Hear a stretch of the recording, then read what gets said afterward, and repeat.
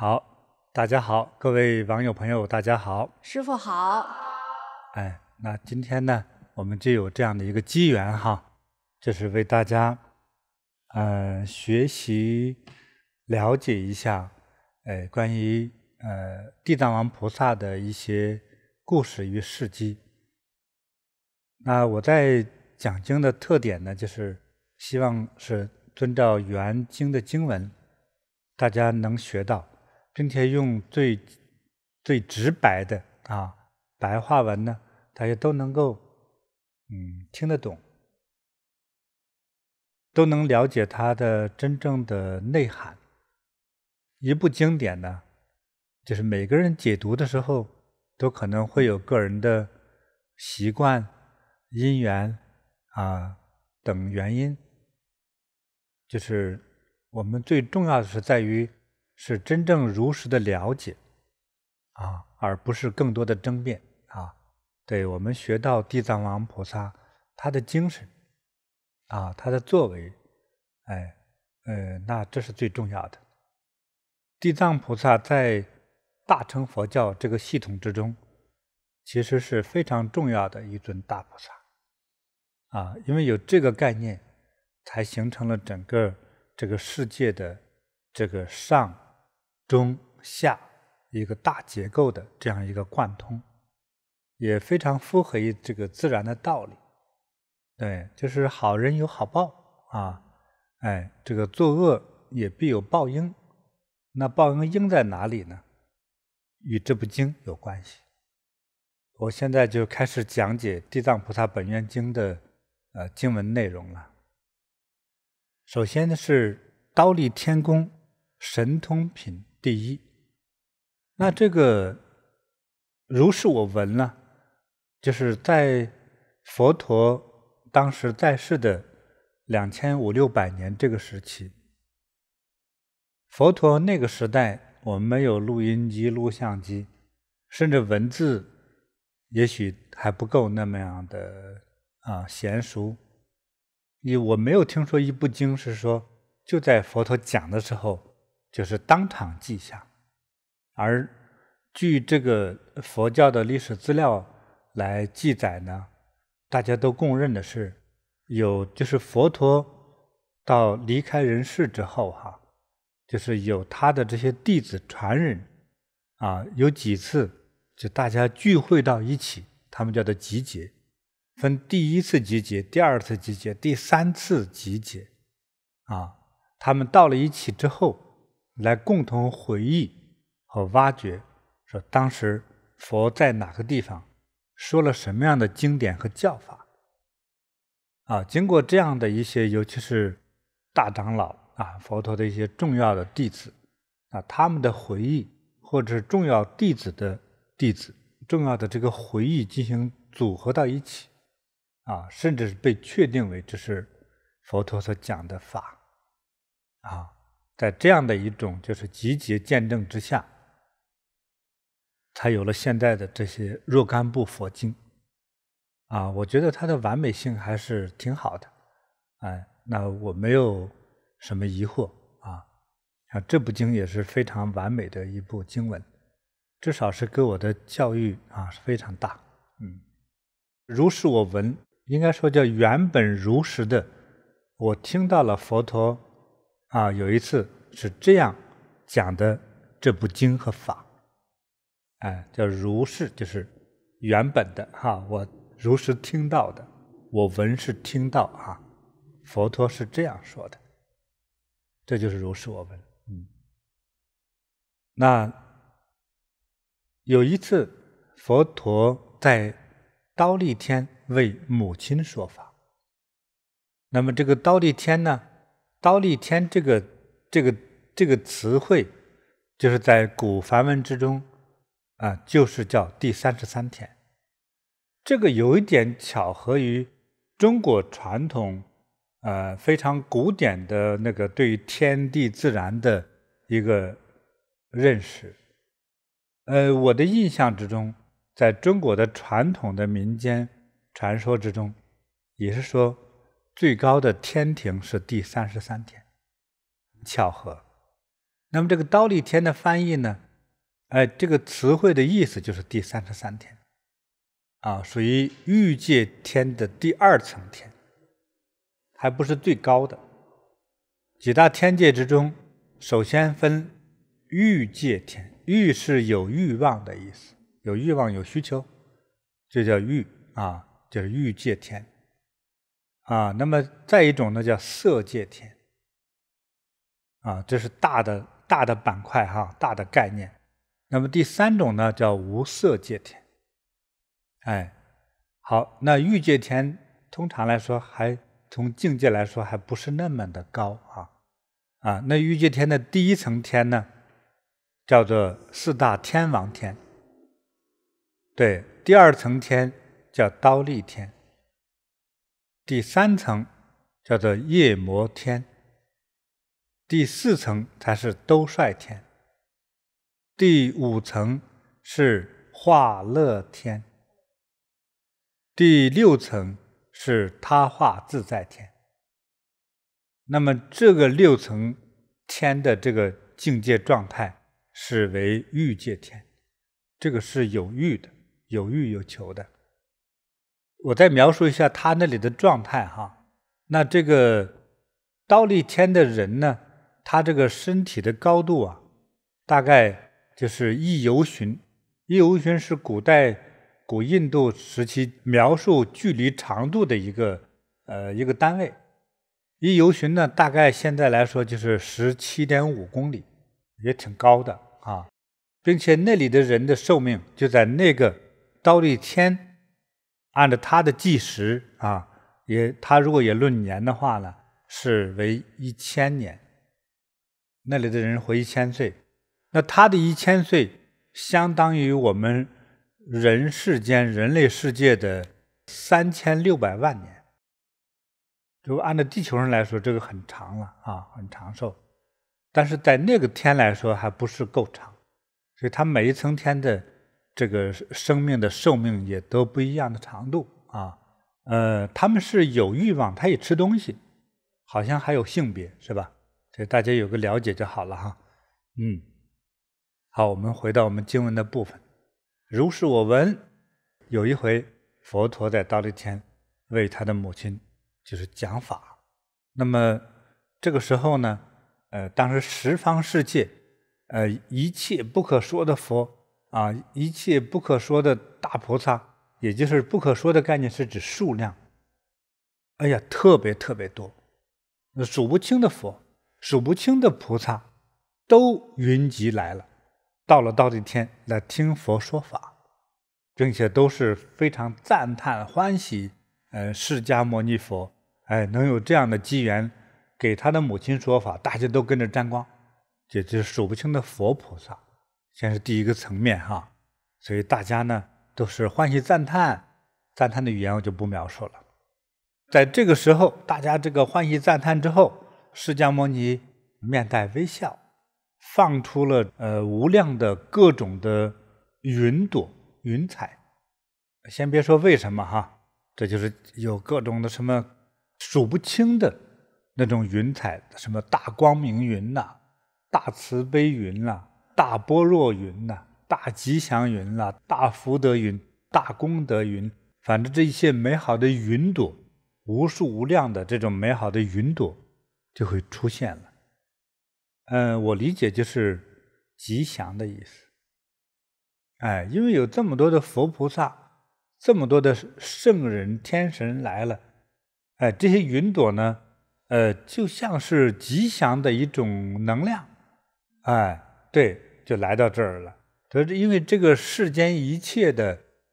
我说的世间包括天体当中哈，一切美好的生命出现的时候，这个环境，这个天体环境之中，有另外一种就是追随赞叹的能量会随之出现，就是这样子啊。所以这些云朵呢也是这样出现的，就来自于天的赞美啊，所以才出现了这些不可思议美好的云朵。那么之后呢，在忉利天中呢，又出现在天空中出现各种美妙的声音，禅定波罗蜜的声音啦，欢喜的声音啦，解脱的声音啦，智慧吉祥音啦，狮子吼音啦，大概在佛学上内容当中那几种美妙的能够描述的声音，这里都有了。再之后又出现了各种各样的神灵，就是数不清的天神、天龙、鬼神啊，都云集到这个忉利天来啊，还有那些所谓不同天界的，我们讲了有3大类天呢，比如说欲界天啊、色界天、无色界天等等，这些天国之中的，应该说这种神灵类的这些重要的生命也都云集来了啊。举例来说，就是什么海神、天神夜神幸福神、解脱神，就是这个各种天界的神灵都来了。那么还有叫一般人听得有点害怕的鬼的世界的这个神灵。鬼的世界有神灵吗？有，凡是主宰生死的时候，反而这些神灵是特别的重要。但是我们一想到死的时候，就想到一种灭绝，一种恐惧，所以呢，总感觉是说对鬼管负责死亡的这个神灵，你觉得他一定长一张恐怖的脸啊？其实不是，去负责死亡的，甚至他可以主导你的再生啊，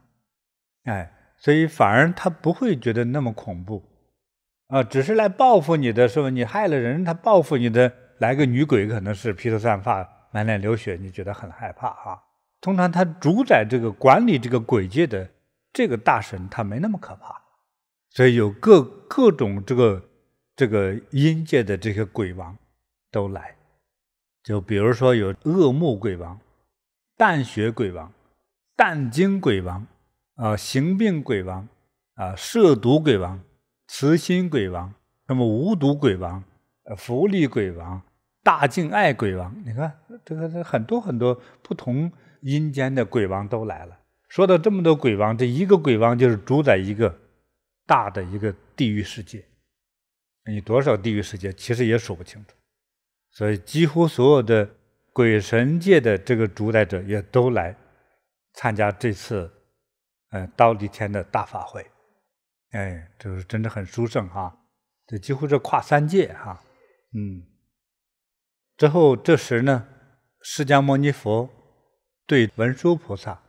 在经文当中把文殊菩萨呢叫做文殊师利这一般都是这么称呼的哈。这个佛对文殊师利菩萨，对文殊菩萨简称哈，来对他说你看到这个一切的诸佛菩萨、天龙鬼神还有各个层面的这个世界的这些神灵都来了，你知道来了多少吗？因为文殊菩萨不是智慧第一吗？文殊菩萨就说我怎么数得清楚啊？这佛你让我修的，我都是差不多也算智慧第一哈，在你弟子之中我是第一，可是我以我的智慧我数不清楚。那佛说你数不清，我也数不清。为啥数不清呢？因为来的这些众神几乎都是曾经由这个地藏王菩萨立了无论多少劫的概念，就是一劫可能几个亿多少亿年、几百亿年历经了多少劫的这个生命的长河，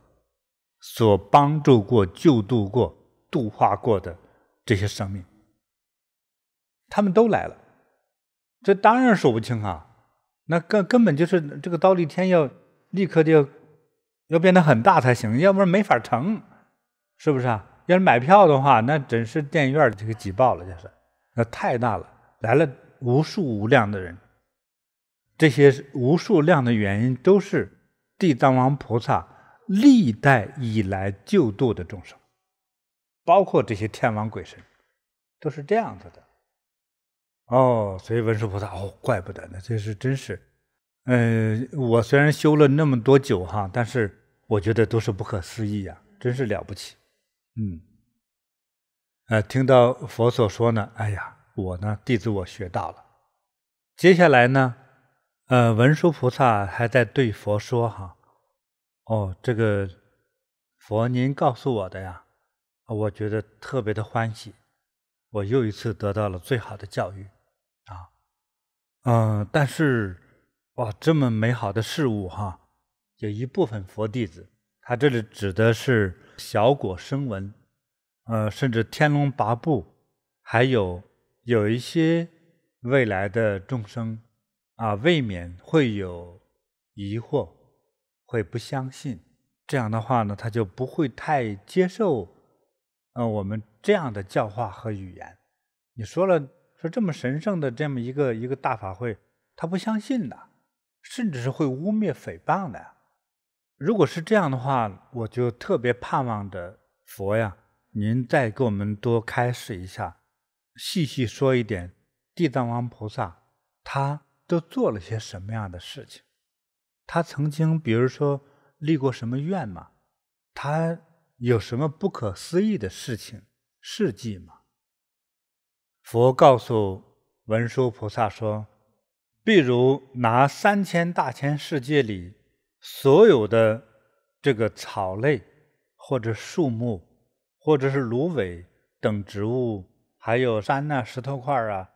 沙子啊等这所有的东西，就加起来的数量，佛经里经常说的一个数字，叫做恒河的沙子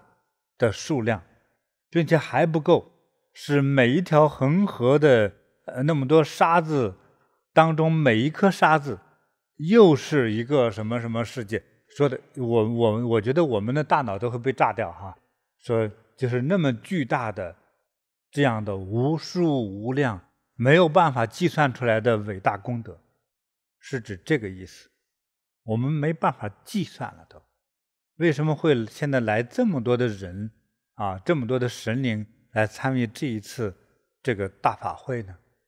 也就是他救过简直是无法比喻的、没法数的这么多的生命。所以原经文当中佛陀那个描述的这个数量哈，我们的大脑没法去理解的。比如说印度恒河，别说印度恒河了，任何一个地方的河流里的沙子你数得清吗？其实没有一个数字可以描述它到底有多少，对不对？接下来让你炸脑子的事情就来了，说每一颗沙子当中又是一个无数无量的一个世界，那个世界里头又有1000条恒河，每一条恒河的每一粒沙子，好，你怎么想的？所以这个都没法翻译，所以我只能给你这么解释一下哈，就是没有办法去衡量、去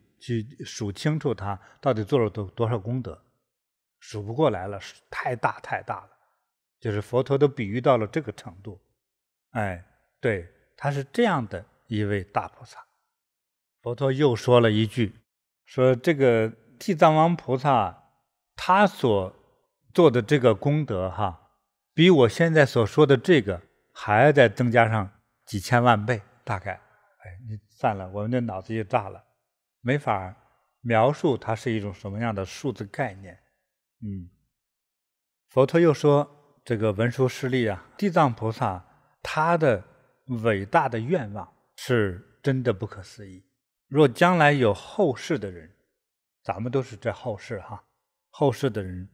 有人无论男女哈，能够有缘听到地藏王菩萨的这个名号，或者是感到赞叹，或者是恭敬、瞻仰、礼拜，或者是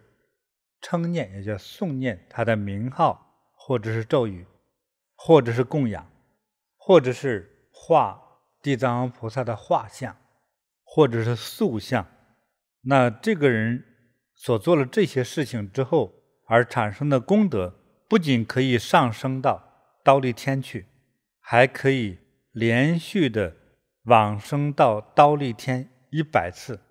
并且永远不会堕落到地狱恶道之中。其实讲到这一点，大家听明白吗？你也想达到有这个功德，其实多简单了。你只要赞叹、赞美啊，甚至有时候默念，甚至供养啊，或者塑像啊，那都是可以。而产生的这种功德护佑哈，你就有100次将来可以往生到忉利天，和这个释迦牟尼佛母亲在的那个世界是同样一个世界，而且100次，并且永生永世不会堕入到地狱，其实就为你消大业了。就是你看，这是不可思议吧？为啥这么殊胜不可思议呢？因为地藏王菩萨太慈悲了，救度众生无量，所以救度众生无量的人，他就是功德无量。你去供养他、供奉他、歌颂他，你都会沾这个光。佛还告诉文殊菩萨啊，说这个地藏菩萨呀，在这个过去非常这个久远之前啊，我们没法计算的，可能是几千万年之前的一次哈。他那一次呢，因为佛教是讲究这个生命它是转世轮回的。有时候你前一次做马，这一次做人是吧？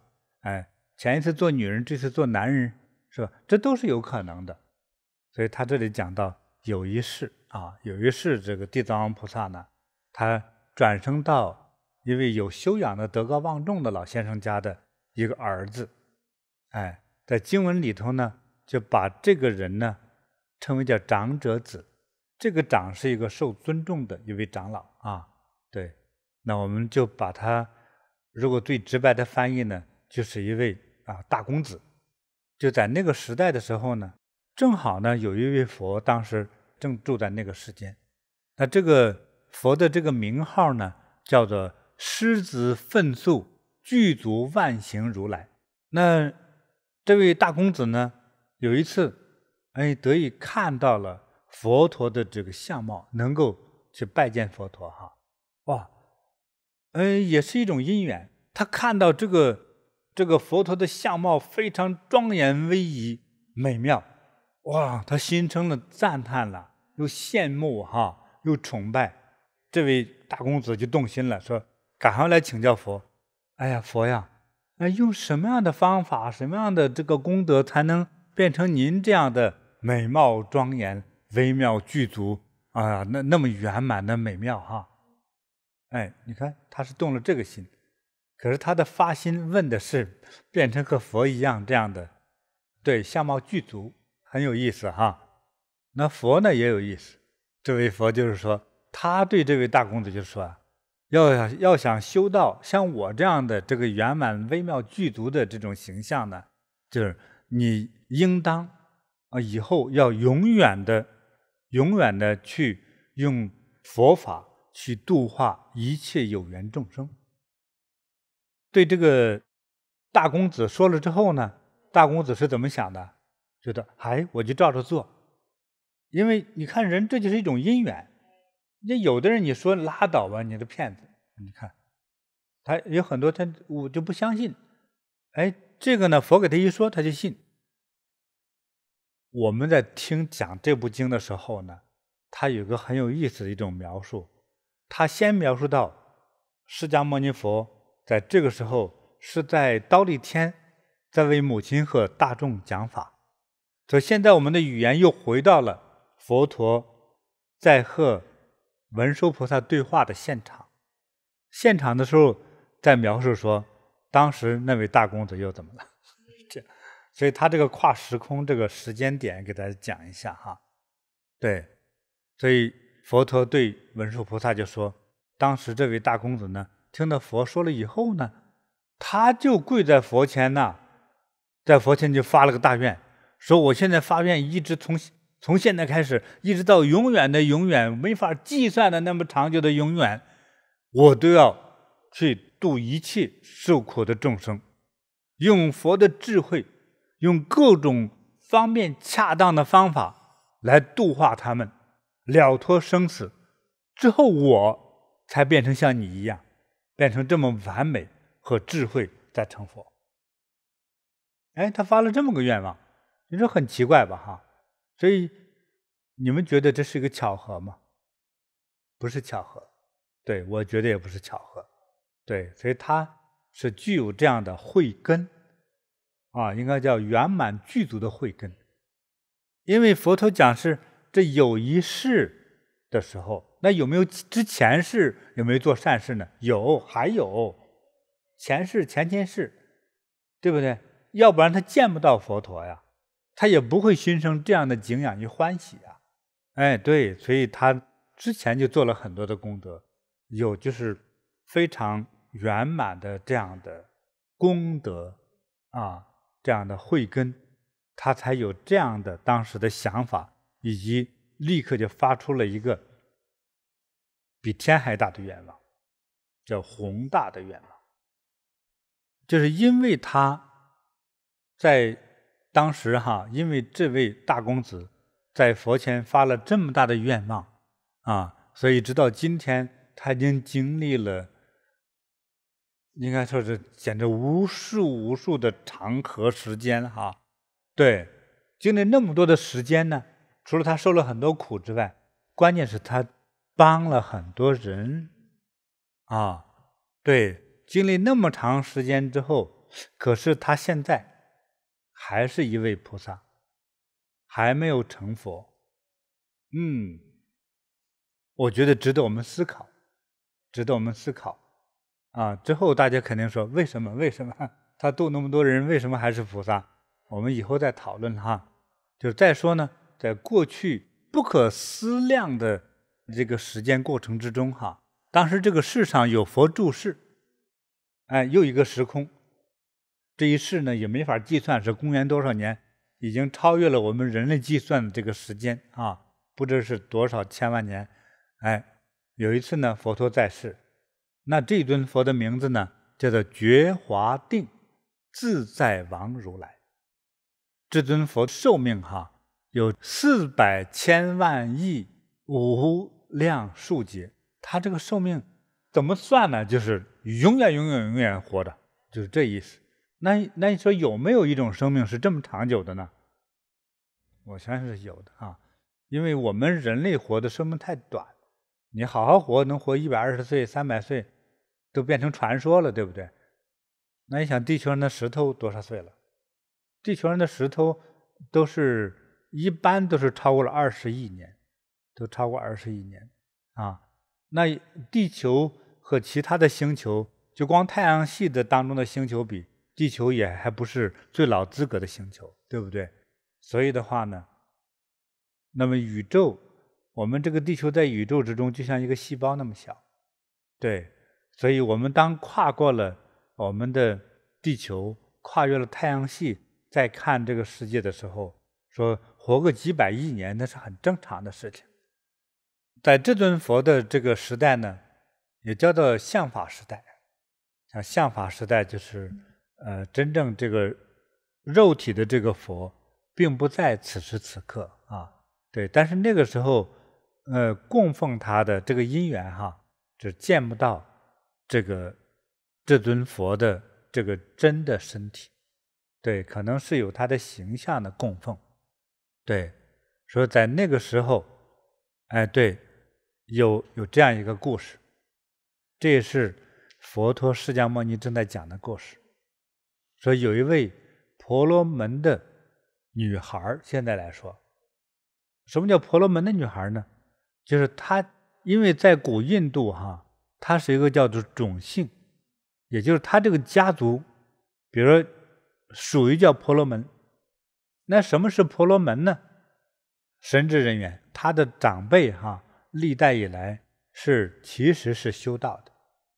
这个婆罗门就是最早期这样的通灵的人的家族的后代，所以他们是叫做受人尊敬的高贵的家族。那在那个时代，到了所谓刚才讲的相法时期这个时候有这样一位婆罗门家的女孩，她家的姑娘。这个姑娘呢，她在过去世积下了很多善根，做过很多有功德有道德的事情，所以呢这个孩子是特别好，特别的善良，特别的温柔。那可是呢，有很多事情并不像人所想象的像童话世界那么美好。有这么好的一家这个婆罗门家，因为他婆罗门家这么受欢迎的话，他是高贵的，是富有的，对不对？他平常家里头都是有佣人干活的，或者雇着很多农民给他种地啊啥的。这个姑娘这么样的善良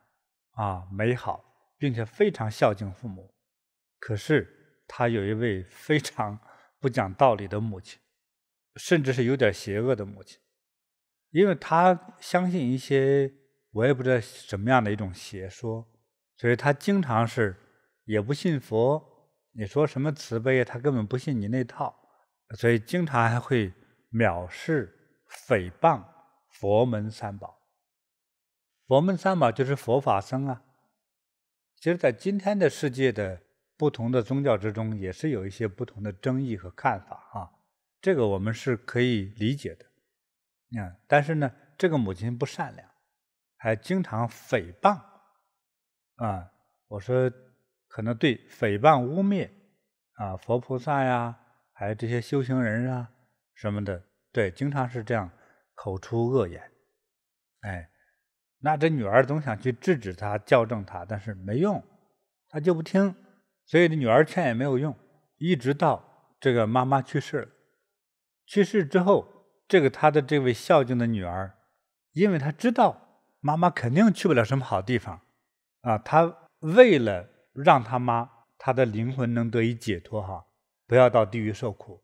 所以她做了一件现代人不可思议的事情，她就变卖了她的家产，把变卖的家产的得来的钱，当时就全买成了香啊、花啊，反正供佛的这些钱和物，就供到了就是觉华定自在王如来的佛塔寺庙里去。这个是够厉害的，你现在一般人谁这么舍得呀？之后呢，供养完之后，看到佛陀这个相貌之后，产生非常恭敬崇拜的心完了闭目合十，在那儿静静的感觉。那么他就在感觉之中，他就自己突发灵感，就想到说，既然这个佛号名字之中有这个大觉，觉悟的觉呀，说那觉的话，那就是智慧啊，那是一种大智慧的一个意思呀。那他肯定知道我去世的妈到了什么地方，那么他呢就跪拜在这个佛前呢，默默的诵念佛，边诵念边哭泣祈请。她毕竟还是个孝女，虽然妈妈也没干什么好事，她还是孝顺的妈妈。一边哭一边诵念佛号，念着念着过程之中呢，就听到空中有个声音，就给她说那位哭泣的小女孩你别太悲伤了，我呢现在就告诉你妈去了什么地方。对，这位婆罗门女听到这个声音就非常的激动就是马上合掌向这个天空中礼拜着，哎呦我的佛呀，这是谢谢你来安慰我自从我这个失去了母亲之后，我都日夜的思念，也不知怎么回事，我那么爱她真是失去方觉珍贵虽然她不怎么样，她毕竟是我妈呀，她去什么地方了告诉我呀这时空中声音又继续出现，这个声音又来了，就说我是你现在正在恭敬礼拜的佛的过去的那个佛，也就是佛的真身了，这个觉华定自在王如来。我见到你特别的思念你的母亲，你的这种思念是超过几乎所有人对母亲的这种爱恋的思念，所以呢，我会告诉你的。这位婆罗门女孩一听这是感动的不得了我说的感动是这个语言还是有平淡，那她的感动是有她为母亲的真情在里头，立刻就是跪拜。过去的印度里还有人类还有一些动物类的特别臣服恭敬的礼节都是叫五体投地。那叫五体投地，投是扔的意思，他有点悬空跳下来，趴到地上去，有点这个感觉。但是呢，可能一激动，动作没做好，一下把自己给摔晕了，把这个胳膊腿都摔坏了。太激动了，就是昏过去了。这个不是玩笑，就是昏过去了。因为她是富家之女嘛，所以她有一些佣人嘛，他跟着她一起来的。他那些佣人赶快去抢救啊，给弄了半天，这才醒过来。那么他醒过来之后呢，继续对着天空，愿我佛慈悲我怜悯我快告诉我母亲去哪里了，我这个思念母亲的这个心太痛了。这个时候觉华定自在王如来，这是这尊佛就再次告诉这位婆罗门女，就说你现在这个供养仪式完毕圆满以后呢，你呢早点回家，回到家里去之后，找一个清净干净的屋子，很端正的坐好，要没有杂念，心无旁骛，专门的意念思考我的名号，其实就是默念佛号。到了一定的时候，你就会知道你母亲在哪里了。这姑娘一听，哎呀，立刻马上在佣人陪同下，立刻回到家中，找最干净的屋子按照佛所嘱托那样，静静的打坐，清静的念佛的名号，静静念下去。这一坐下去默念就是一天一宿，一日一夜就是经过了这么多的时间。他念着念着之后，恍惚之间就感觉到自己就是看到有大海，就好像自己来到这个海边来了。他一看这个海呢，这个海水呢都是沸腾的，都非常热，都非常热的翻滚的，咣啷咣啷，像那个烧水锅一样的。在这个浅的这个海面上，很多男男女女的像人的这样的众生呢，就拼命的逃跑，要躲避。但是呢，又有那个怪兽，是身体是铁的，那身体都是铁的，你看那个牙呢就是钢的了，放亮光寒光去追杀这些人无论男女老少，逮着就往死里咬，啃断咬断骨头，抓烂头颅还有呢，长相不同的夜叉，是另外一种生命，我一般说有点怪，属于鬼和怪嘛，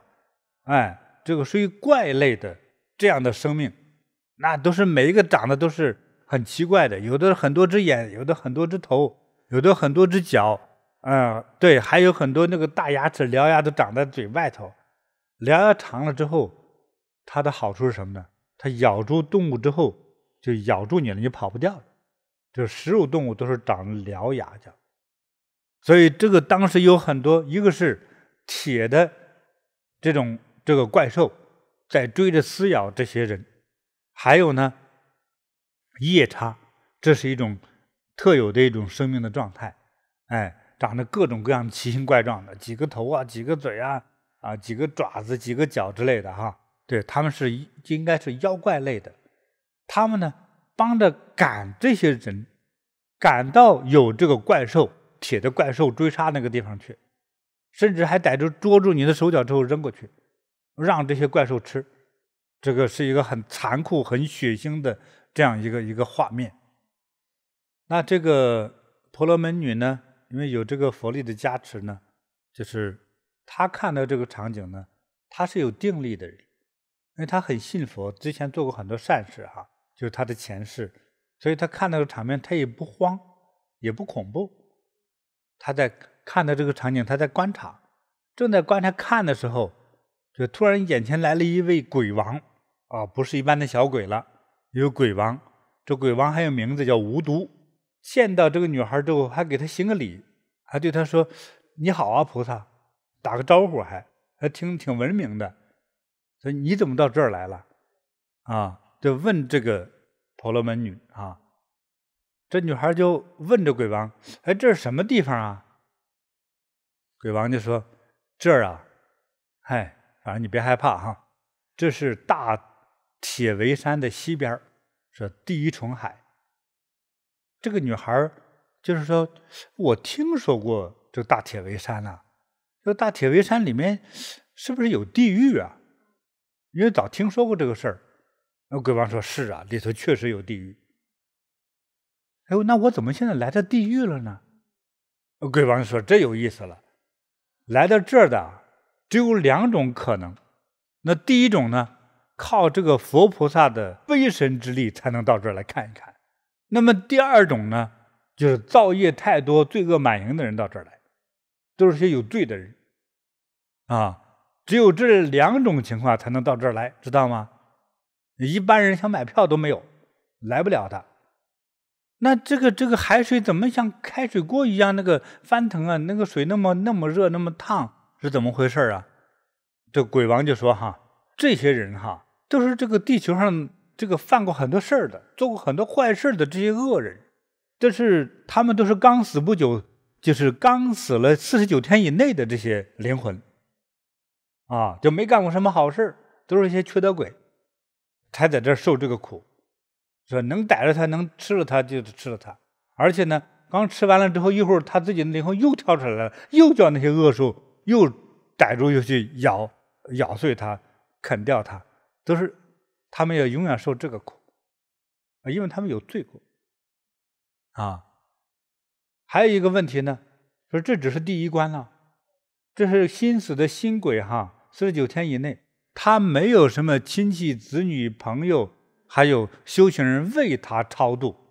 为他做功德，就是没有给他做功德，没给他点灯，没请这个佛教的这些修行人为他来解脱，所以他们就在重复的在这受这些苦，之后还要再等着审判呢。所以他们死了之后，自然就到这儿来了。这个女孩，我们就是说，她这个不是一般人啊，在经典里头，佛都称她为圣女哈。这个圣女又问这个鬼王：“那地狱在哪里呢？”这还不是地狱啊，这只是苦海啊！啊，地狱在哪里呢？那鬼王就说：“这里有3个大海，过了3个海才是哈大地狱。地狱呢有这个100多个啊，还各有差别。但是呢，分有18个层次，18个层次的地狱，我们常说的18重地狱。第二种呢。”有500多个第2等的啊，就是中等的，还有那小号的地狱哈，有几千个，每个地狱都有不同的阴招来治你，就是让你都是受苦的，可怕吧哈？可怕还在后头。这位圣女就对鬼王说呢：“这个我母亲死了没几天，哎。”我非常惦记他，不知道他现在灵魂在哪里。鬼王对圣女就说呢：“那这位菩萨呀，你母亲活着的时候都是干过什么事儿啊？”这圣女也是非常的实惠直爽。我妈呢，非常对一些错误的行为非常执着于邪见邪说，经常这个讽刺挖苦诽谤佛法僧3宝。我们虽然就劝他有的时候呢高兴了之后，这段时间就改了，过一段时间呢他又忘了，又犯老毛病，总是这样子，一会儿信一会儿不信。所以我觉得他肯定也没去什么好地方。但是您帮我看看他现在在哪里啊？无毒又问这位圣女啊，你那个母亲姓什么叫什么呀？他就告诉了母亲是这个婆罗门的种姓啊，这个父亲呢叫尸罗善现，母亲呢叫月地利。无毒鬼王知道之后呢，就是这位女孩的母亲，因为她长期多少世来她的供佛的这个功德，这样的功德力量已经让她的母亲升天了，已经不在地狱了。然后就非常恭敬的合掌对这位圣女说：“圣女啊，您现在可以放心的回家了，不必再忧伤了，也不必太思念您的母亲了。就是你这位母亲哈，她当时是有罪的，她去世之后，经过了3天，多亏有个孝顺的子女为她在觉华定自在王如来佛前做了供养，修了福，完了之后呢，虔诚的诵念这个觉华定自在王如来佛的名号，所以你的母亲当时就脱离了地狱，升到善道里头，享受快乐去了。鬼王说完之后啊，非常恭敬地向这位女孩合掌行礼，之后转身就走了。这时候呢，这位女孩呢，她记得吗？她其实在家里打坐呢，念佛打坐呢。她念佛打坐一日一夜之后，进入到了这样像一个梦的一个空间的感觉一样。所以这鬼王转身走了之后，他立刻就醒过来了。醒过来说：“哦，刚才是真的假的？看到有这么一幕。”你看，大家要有一种时空的感觉哈。经过把这件事他仔细思考了一下之后，就又来到了觉华定自在王如来的这个塔像之前，跪在这个塔像前，立下了伟大的誓言：愿我自从今日一直到永远的未来，所有一切造过业受过苦的众生，我一定会用各种的善巧的方法和智慧，让他们都得到解脱，脱离地狱。他发了这么大一个愿这人这就是一种德行啊。有的人说我妈出来就好了是不是啊？说这样既然都出来了之后，说过年过节我再到庙里头还个愿上个香，是吧？他没有，他反而回到庙里去，在佛前立了巨大的誓言真是伟大感动。那这时候呢，要回到法会现场来，回到忉利天来。这个佛告诉文殊菩萨说：“你知道吗？刚才我所说的那个鬼王无毒就是现在的财首菩萨。你看他跨时空了哈。刚才那个鬼王报信的鬼王，就是现在的财首菩萨。那个婆罗门女就是地藏王菩萨，就讲清楚这个事儿了，感动哈。反正我们一般是没办法理解，怎么一个人有这么大的一个善心有这么大的一个愿望突然冒出来，所以只能是感叹了。这是我们真实学习的榜样哈。师父，就是在刚才您讲的这个故事中，有一世地藏王菩萨他是一位长者家的公子，在那一世的时候，他不是见到佛像庄严就肃然起敬嘛，他立刻就发了大愿，说我要像您一样去度尽天下苦厄众生。就作为一个年轻人，他仰慕佛陀的这种庄严身像的时候，还没有修行就能够发这样的一个大的宏愿吗？有这样的可能吗？这是一个很高尚的问题。因为愿望是你精神世界当中的一个内容的呈现，对不对？所以这个是与每个人的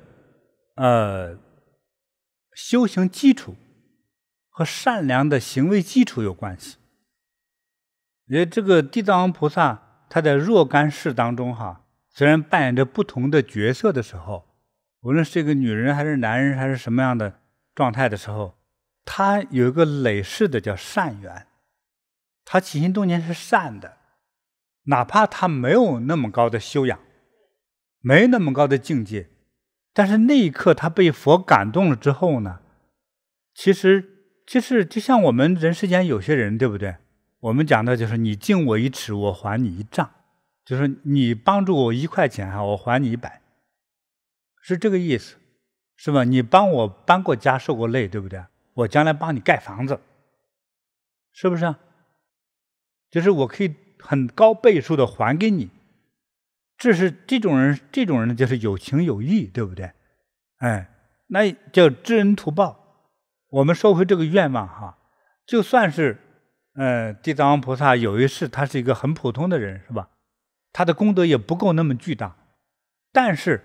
他在佛陀慈悲教化下，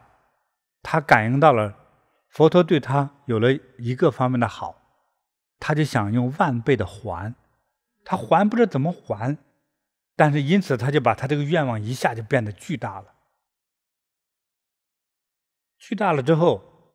比如说我要度尽地狱一切众生。一般人就是说，如果他有兄弟姐妹，有好朋友，就商量，哎，你刚才许那个愿望太大了，你有那个智慧吗？你有那个法力吗？你有那么大的功德吗？你有那本事吗？你有那承受力吗？你这不是吹大话吗？一般人就会这么说，对不对？我们帮他这么说的人，其实都是他的好朋友，就是很现实。你没有这么大的本事，别说这么大的话。但是在佛门的规律是超常的，有很多时候它不是一个1+1的加法。我不知道数学题当中有没有很超越的那种奇特的方法，拿了1，瞬间像变魔术一样变成1万，拿1万瞬间变成100万，有没有？像我能想出来，我的1就是1万，不就是1万吗？对不对？我的1万对，就是1个亿啊！它就每一个1万当中有很大的数字跟着它呢，也同样都是个1，对不对？在佛法之中呢，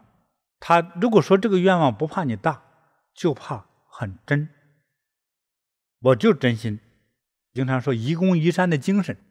这个精神有点傻帽，但是正是这个傻帽的精神，能成就很多的事业。所以你看，很多做事业挣了钱的，而且比较成功，也不容易倒霉的一些人，不是因为他聪明，而在于他的坚持，持之以恒。就是这样的人成为一个很了不起的人。但是在佛门的这种呢，不是因为你聪明，而是在于说我的愿望，我的真实性，我真这么想。这是打破了我们常人的一些思维逻辑的。佛法当中有很多，就从道理上来说，有很多是可思议的。说你看，比如说因果论，就是我呢经常帮人，也会有人经常帮我，对不对？所以我经常慈悲，所以我就面就善，对不对？哎，我经常减肥，所以腰就细，这是可以理解的一个基本规律。这是佛法中最简单的，也是很有效的一个规律。但是还有一种是超常的规律，就是比如说心道佛智。现在说回来，说这个愿望来，你这个愿望有点大，说我许这个愿的时候，可是我一点本事都没有，我要普度众生，我最多是啥都不知道，地狱在哪也不知道，众生在哪是谁也不知道，就很发懵的状态下，也说了这么像胡说八道一般的誓愿，它会不会起作用？一样，就是你有多大的愿望，就会有多大的智慧和力量。这是佛门当中一个有点不可思议的一种特殊状态。比如说你没有这个智慧，你也没这个力量，你也没这么多钱去帮助人，对不对？但是当这个愿望发出来的时候，就开始有了这种能力。这个能力怎么来的？那不可说哈，这是个秘密，没法说，我也说不出来，反正就会有。但是你真要这么想，但是想了之后你要做什么？你不是说想完之后天天睡懒觉，这肯定是不行的。所以这个有很多东西它是不同的事件不同的分析，但是凡是慈悲愿望的，要真心就容易实现，而且你能实现它的条件也会产生，就是你的智慧、力量、能量就都有了。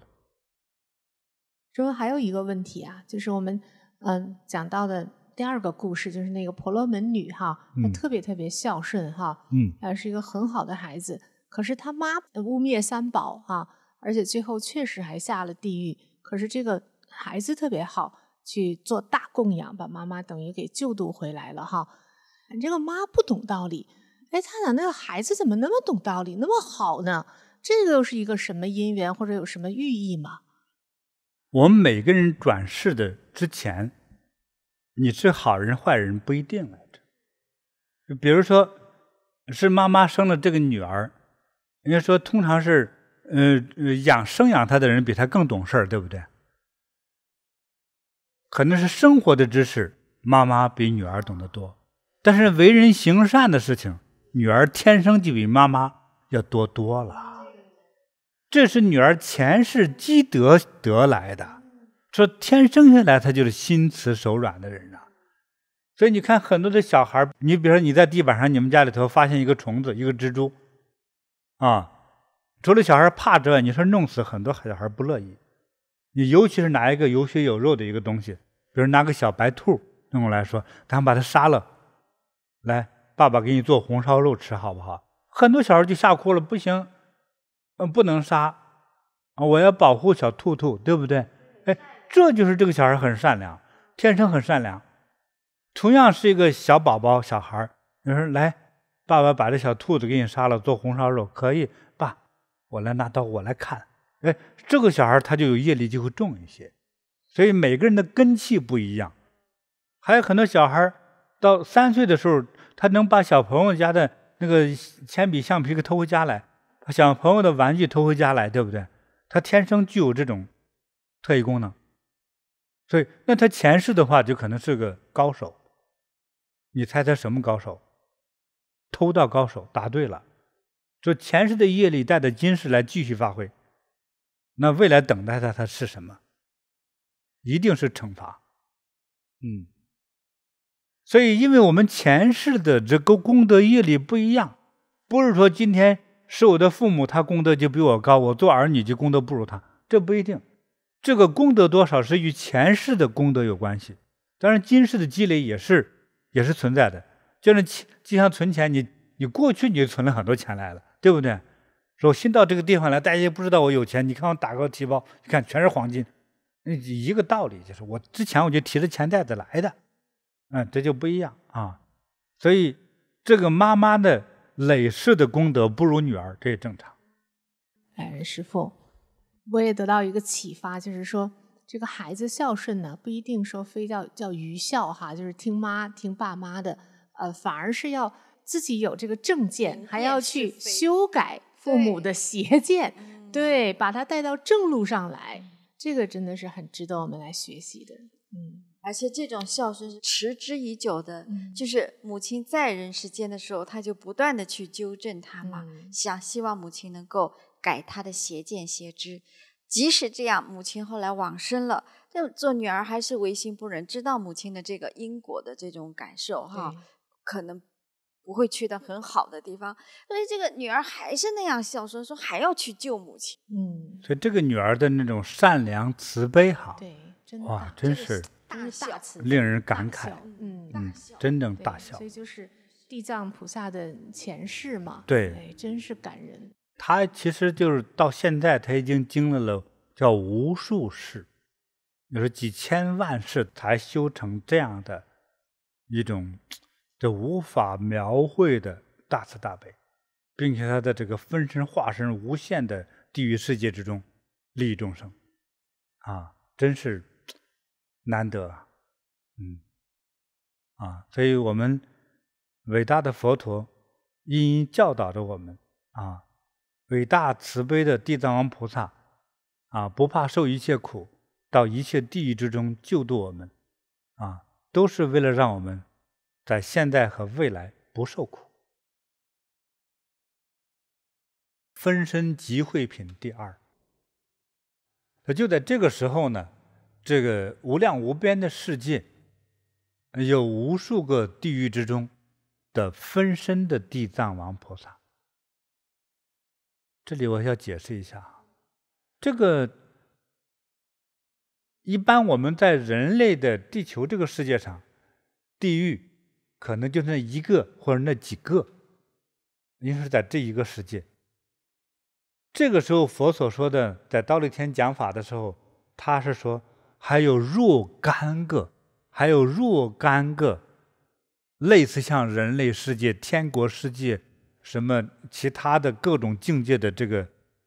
包括欲界天等等这些世界当中的不同的世界当中，都有这个地狱之说。那地藏王菩萨到后来他的修行的境界达到了有分身，他的分身在不同的世界当中的地狱去救度所有的地狱的众生。所以佛陀说，就在这个时候，在无量无边的几乎所有的世界当中的地狱中的地藏王菩萨的分身都来到了忉利天来参加这次的盛会来了，都多到什么程度呢？佛还是数不过来，这么多地藏王菩萨的分身都来了。由于这个佛力的加持地藏菩萨救度的一切众生也来了，他们都各自手里捧着手里提着的各种各样的他们认为的美好的供佛的这些礼物香花之类的，就来供养来了。来供养谁呢？供养释迦牟尼佛。因为这一切都来自于佛的教化，这是根本来到这个世界来供来了。佛就给大家说这些众生都是从这个无量劫以来，无量劫就是都是我没法数的那个从前的从前，一直大家在生死轮回的六道轮回苦海之中受苦受难，他们都受到了这个地藏王的救度和教化，而且这些人他都证得了相当觉悟的果位。我们在修行佛法之中都会有一个果位，证得果位的这个说法，就像你读了几年级一样他们都证得了果位，并且不会退转。地藏王菩萨他花了太多的时间的这个救度和教化了，所以现在来供佛的他救过的这些生命都已经达到了不退转的果位。当然哪一种果位都有比如说菩萨罗汉都有都不退转了。因为他经历了太长时间的教化，所以这次来到这个忉利天宫来呢心里头是无比的激动，都想说我要能够去用一种叫瞻仰恭敬一种大恭敬的这样的礼敬之心来瞻仰佛。那个眼睛一刻都舍不得离开都瞪大眼珠子赶看生怕少看一眼，就因为都受佛恩但是这个受佛恩呢，是先通过地藏王菩萨对他们的救度和教化，他们才打自内心的大恭敬心吧。那这时候呢，释迦牟尼佛伸出了金色的非常优雅的手臂，用神通力，记住用神通力为地藏王菩萨摸顶，而且为他所有的无数无量的地藏王菩萨的分身一起，其实叫做灌顶加持。他用神通力，因为地藏王菩萨很多无数无量的分身都来了，那所以佛呢也用神通力把这些菩萨的这些分身化身都给灌顶加持祝福，厉害像大电影吧同时还嘱咐说，我在这个五浊恶世里头教化这些刚强固执的这些众生如果使他们这个心性能够被调伏被教化，如果能够被柔软了改邪归正，是吧？能够弃恶从善，那就好了让他们能够回归到佛法的慈悲正道上来。但是还有这10份中的1、2份很多不听你的教化，不在乎你，不相信你，是不乐意放弃他的邪恶。那么大多数的众生还是通过我无数次的教化，很方便的方法的教化，还都是得到了很多的改变。其实帮人很难的所以佛陀也有同样的感慨。他把这个感慨呢说给谁听呢？说给地藏王菩萨。所以像这类众生呢，有着各种不同的情况，我们都应该用各种各样的变化方法，应该说叫善巧方便的方法来帮他们。他还讲到了有一事或有的时候，像男生，比如说你喜欢一个老教授，说有人说你说啥我都不信，我就相信教授说的话是真理。佛就变一个教授的样子。还有人说爱因斯坦才是真的科学家，我相信他的话，他也变成爱因斯坦的爆炸头，是吧？就给你讲道理，用科学方法给你讲佛法，他觉得有道理，是吧？一扭头，变成一个不是爆炸头的教授，他都不信，都有这样子的。还有说这男教授都不是好人，要是女教授我就信，这变成女教授。说女教授都是胡说八道，说你喜欢哪一种呢？你喜欢是贵妇式的，变成贵妇；你喜欢少女式的，变成少女。对，这各种各样的身份的变化，都是为了让你能够听得懂，受教育迷途知返。所以这个佛就在说，我就变成各种各样的样子各种身份的高到国王官员富人，甚至你喜欢居士，或者你喜欢是一种大和尚的样子，或者是说男和尚我不喜欢，女和尚比丘尼的样子从市场官宦的样子到你喜欢的修行的样子都可以。我用了各种的身份和方法的这种变化来度他们，就这样很多人还是上不了道。你看我从这个那么长时间远古的长久以来，非常的辛苦勤劳的为了度化教导这一切顽冥不化的这些众生还有很多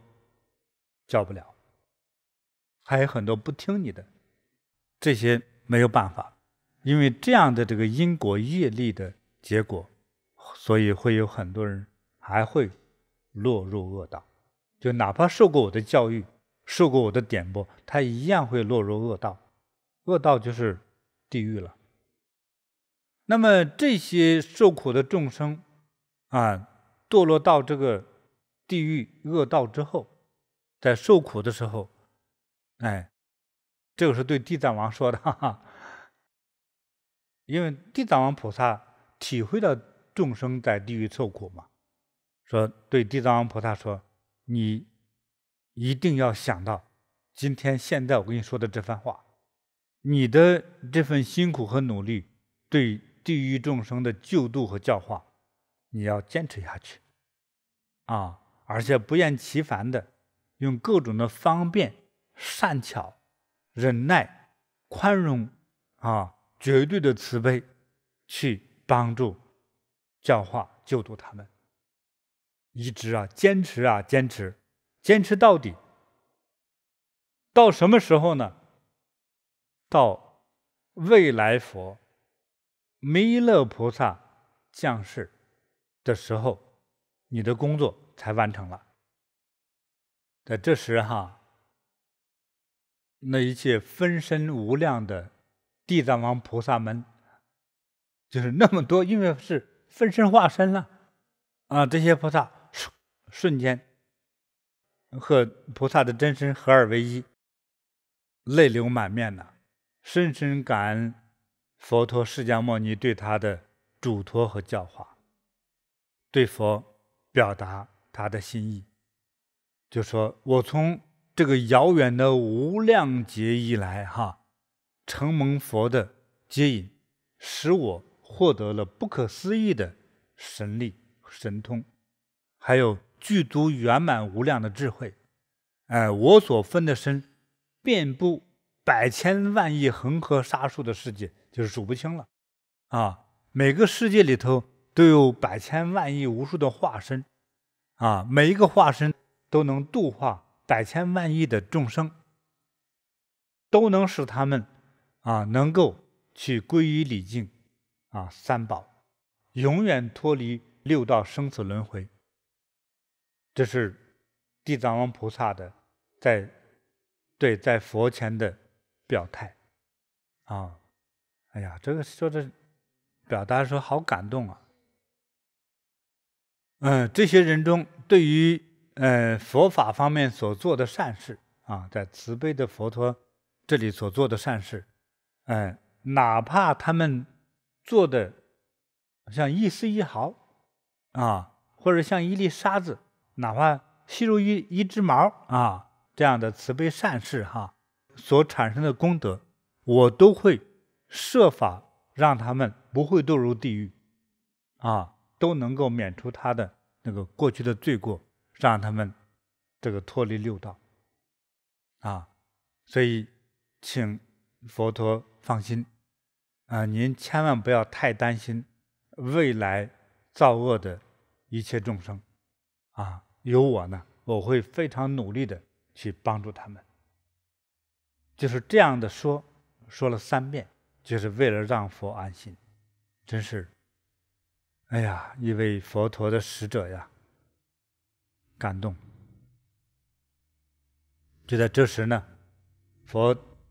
听菩萨讲完之后啊，佛就称赞地藏王菩萨说：“啊，你说的太好了，我呢也会帮助你实现你这个最美好的愿望。你从这个久远的时空以来哈，所能够度化的一切众生所发出的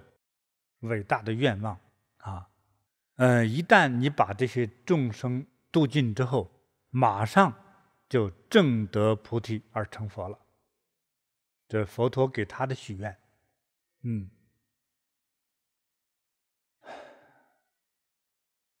我讲到这自己都很感动。其实你觉得地藏王菩萨救那么多人，难道还没成佛吗？其实早就成佛了，但是为啥不用佛的名号呢？我们这个留给我们的网友朋友们去想。那在经文里头这样体现的时候，其实也告诉大家，是众生难以调伏，众生难以度化。因为很多的邪恶的行为是很诱惑人的，邪恶是诱惑人的，但是往往好事不诱惑人，邪恶容易吸引人。那比如说喝酒喝多了之后，喝出来像傻子像疯子，对不对？但是你喝上3年酒的人，他戒酒就很难。大家明知道现在香烟盒上都印着吸烟危害健康啊，吸烟导致各种疾病，对不对？那香烟盒上印着那么恶心的图片，人一样拿起来抽，等看惯了之后他没感觉，继续抽。还有赌博吸毒啊，种种的这种坏毛病，就像魔鬼一样，挺有一种诱惑力的。但是反而有的时候好事情它不像坏事那么具有吸引力，好事情的吸引力要靠你的觉悟，你才能会抓住这个善根哈，一直往上攀登。对，它没有那么大的诱惑性。所以佛陀的感慨啊，是我教化众生那么辛苦的，用各种的善巧的方法的时候，还不能100%。很多人听我教化讲法教导他之后，10个里头还有那么2、3个就根本不听你那一套啊，就那么样的刚强执着。还有一些那个善根不够那么样的时候，是这会儿你说的时候改了，等过2天见不着面，他又干坏事去了。等于见到你再修理他一顿之后又改了1个礼拜，说又变坏了。就是这样，你拉一把走一步，一松手哐就弹回去。这种人多了，还有人修到说几乎快有果位了。当他内心那种执着劲儿、那种死板、那种贪欲、那种分别心，或者是那个傲慢心一起来之后，像踢足球一样，临门那一脚本来能踢进门了，你可以赢了吧，他能把这一球踢回自己门里去，又跌回到地狱中。有的是这种人啊，所以你觉得修的不错，又做功德又修行，做着做着，我心里话，我在看到这样的人是，你再坚持1年，你就有了定力。就差这1年的时候，可能就是他的业力的啊，功德不足嘛，业力深重，就差这1年，光掉下去了。前头已经修了5年，好好的，他再坚持1年就上来。所以为啥这样呢？就是功德不够业力太重。所以佛陀的这种感慨我自己也有这样的一个体会所以我经常说，哎呀，没智慧，我经常觉得没力气。我的没力气的感觉是一种无奈。比如说我傲慢的徒弟还经常不听师父说的。我嘱咐你弄的事儿，他说，我就琢磨师父说的对不对？早些年我都遇到过跟前的弟子有这么跟我说的，我就琢磨那师父说的对吗？我也不计较，那你考虑好了你再做，对不？这样子。有些人比较直爽他怀疑你，他也告诉你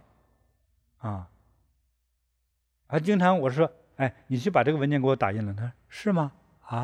还这样，这是什么事吗？你就执行就完了，这有什么对错呀？那样吗？好吧，就是什么东西都是有疑心的，就是怀疑一切的，就天生这种人，对吧？你就难以去教化他。那有些人说好，师父可以立刻做。有人问，师父让做这件事之后，你问什么意思了吗？我没问了，你傻呀？你不问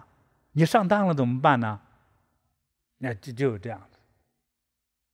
那每个人不一样过去跟我学的小弟子一个小伙子，他就一见我就特别喜欢，师父我就跟你学啥了不知道，我想跟你学。其实我那时候展示是一点武功，还给我学武功，但是我真要教他的是慈悲、打坐修行。其实他还说不清楚。他爸呢是个成年人，我觉得你师父有工作吗？他不知道，那小孩小你师父这个有收入吗？多少钱呢？他别把你给骗了。小孩也不会怎么说，我不知道，那他不能是骗子呀。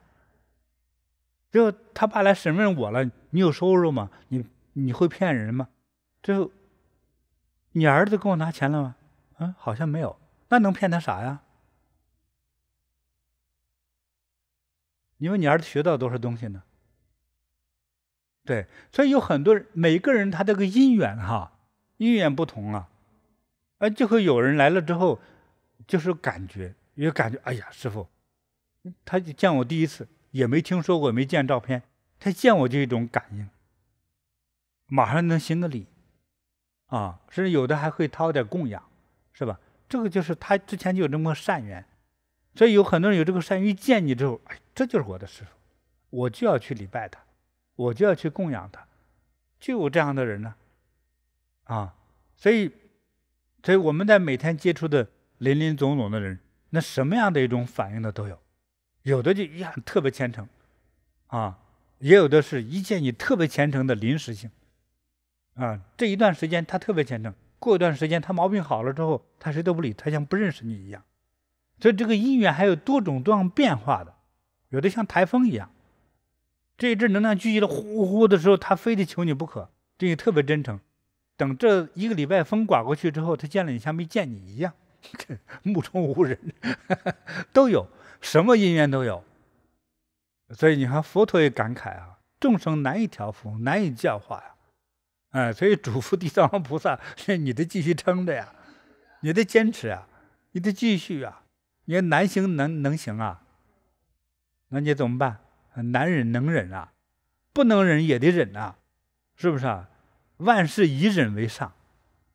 绝对的忍就是宽容，虽然也有纵容的成分，但是有的时候不得不宽容观众生业原品第3，这是佛的生身的母亲摩耶夫人，在这个忉利天大会上走过来，非常恭敬的合掌问地藏王菩萨说：圣者，地球上这个众生所造的业有大有小，有种种的差别，它是不同的，他们所受的这个报应差别应该是不同的，你能具体的讲一讲吗？地藏王菩萨就回答说，在这个千千万万的世界和国土上有的有地狱，有的没地狱，有的有女人，有的没女人，有的有佛法的流传，有的根本没有有的根本就不懂道理还有的就有像这个叫辟支佛呀、声闻呐，这都算是好的了。但是所受的果报，也就是果报，就这种苦和罪过不单单是在地狱才会呈现这个果报。就是你总是在那骂人，结果被人打了一顿，你在我们这个人世间也一样你还没到地狱呢，就发生这个因和果的这个现象嘛，就是这个道理。他是受到惩罚，不光是在地狱中我觉得这是非常合理的说法好，摩耶夫人又继续请教菩萨说，我呢只想听听我们这个地球上的这个众生，因为造着种种的罪过之后，而转世投生于恶道之后的名称和受罪的那些具体情况。那地藏王菩萨就说可以我的圣母，我这个内容太多了也请您原谅，我只能讲一些大概的情况。说那好吧，你就讲吧，我乐意听。那接下来呢，地藏王菩萨就来描述了应该说地球上人世间的这些众生所造的罪业是这个样子的。如果有人不孝顺父母，甚至起了恶心杀害父母的话，那就要坠入无间地狱，即使经过百千万亿劫的时间，那么这个地狱之苦也永远都不能被放出来。无间的意思是没有终止的时间，所谓电影有个无间道你没有回头之日地狱更是这样，无间地狱就是没有一个解脱的时间，没有一个被放回来的时间，就是这个间一直在那受苦。还有，如果要有人出佛身血，包括了说直接伤害佛这个肉身，还有呢伤害这些出家修行的人，伤害在家与出家修行的人还有这个毁谤三宝，就是诋毁、谩骂、污蔑、侮辱三宝。三宝就是佛法僧，不恭敬、不尊敬佛教的经典，也将会坠入到无间地狱，和前面是一样，都是进无间地狱的。即使经过百千万亿劫的永远的时间，你同样也一样，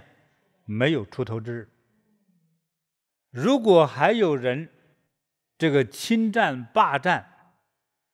损坏常住的三宝，常住是在我们道场里头进行专职修行和做事的人，做事也等于修行的人尤其是专职修行人叫做常住侵占、破坏、损坏常住三宝的寺院、佛像、佛经还有修行人的种种的生活用品，包括钱财，还有勾引和奸污僧尼，也就是男女修行者，或者是在这个寺庙里头恣意妄为的邪淫活动，还有杀害出家的僧尼，伤害出家僧尼，打骂出家僧尼像这一类的众生也都会坠入到无间地狱，也是他的罪过是一样，永远没有终止的时间。还有的人如果表面上穿的是出家修行人的衣服，可是内心他不是在修行，比如说为了骗钱，为了某种地位，或者为了其他的目的，而不是修行和普度众生的目的的话，这个也同样是有罪的。还有侵占寺庙和寺庙的僧众的公共财产，占为己有，还有欺骗佛教徒弟子，通常是指居士欺骗这些佛教徒居士和这些信众，随便乱讲自己多大的功德，就是欺骗的。因为欺骗的语言是多种多样的来骗取大家的供养和恭敬的话，并且自己呢是破戒而不遵守佛法的，又破坏出家人所有的戒律的啊，还有做出相反的制造的种种恶业，不但不遵守戒律，还要制造出很多恶行来的。那像这一类的众生也要坠入到无间地狱，那么也是没有终止的时间。具体的还在后头。如果是有人偷盗修行道场的居住用的东西、食品、衣服，这个行动用的东西，什么工具、财物、粮食等一切，不经道场的人的同意而私自这个取得拿走的话，也要坠入到无间地狱，同样没有出头之日非常的恐怖。地藏菩萨总结一句话，又说：佛母若有这个众生呢，做了上面所说的这个种种罪行的话，那就一定会坠入到无间地狱里头去。五是数字无间地狱。哪怕在这个期间里头，只想求得一念一刹那的停止受苦，那都是不可能的。之后呢，佛母摩耶夫人继续问菩萨：什么是无间地狱呢？菩萨又开始解释了，说所谓的无间地狱都在这个大铁围山里头。要说这个大的地狱有18所，其次呢有500所，这个名称都不一样。再其次呢还有上千所。但是所谓的无间地狱不是一个小屋子，像一个城堡，周长有8万里，非常大了，能盛多少人在里头数不过来了，8万里这个城墙呢都是用铁造成的，城墙的高度1万里，城墙高度1万里，那没有人可以飞出去了，并且这个城墙顶上呢还有着着大火没有一个地方不着火的。而且在这个城墙里边呢，这个各个地狱呢还相互连接着，这个每个地狱的名字不同但是它是相连的。有一个特别的地狱就是叫无间地狱，这个城堡的这个周长是18000里，地狱墙的这个高度是1000里，都是由纯铁造成的，上边还着着火，就是上面的火呢往下边扑下面的火往上着，还有这个整个的地狱上上下下都是大火。由于里头全都是火里面的刑具有铁蛇、铁狗，都是烧得通红的，喷着火苗子。还有呢，这个铁蛇、铁狗呢是逆时针的，在这个地狱的墙顶上头来回巡逻式的跑，快速巡逻的跑，就是你也想从那里逃出来是不可能的事儿，根本逃不出来。在这个无间地狱之中呢，还有这个大铁床，遍满万里的大地狱。你看1万和几万里的大地狱里头都有那么多这个铁床放在里头。那如果某一个人要在里面受刑罚受苦，你会亲眼看到自己的身体，应该自己的所谓无数个化身式的身体就躺在了数不尽的大铁床上头。如果说这里面关的人多了，但是被关的每一个人都看到了自己无数个身体会绑在大铁床上去，它是有这样的一种叫类似幻觉的这样的地狱。说这个地狱不简单的。之后呢，苦就开始来了有千百个夜叉恶鬼，他们张开这个血盆大口，嘴里头的牙都伸出嘴，像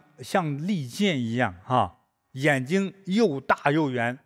在地狱里头一闪一闪的发着暗暗的光啊，好像闪电一样。手呢像这个铜的爪子，专门来拖拽这个罪人。有的这个夜叉拿着大铁戟，就是大铁戟就是大长枪、大铁枪，来这个刺穿罪人，将罪人呢，或者是从嘴上，或者从头上，或者从胸部给他插过去之后，一挑就扔起来，把它扔起来抛向空中。完了之后呢，有的是直接扔到火里头，有的是直接扔到大铁床上。还有呢，在空中还飞着很多大铁鹰，专门用锋利的嘴来啄食罪人的双眼，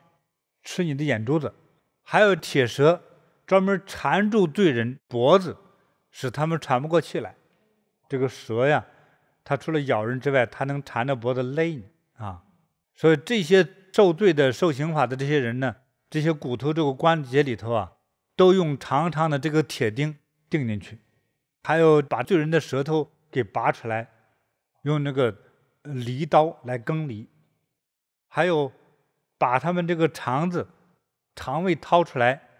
拿刀一段段给它砍碎了。还有把这个烧融化的这个铜汁灌到罪人的嘴里头，还把罪人赶进这个融化的铁水池子里头。种种的这种罪行刑法，万死千生死了又活过来继续受罪，想方设法折磨死，再重新回来活过来，再继续受罪，还没有一秒停歇。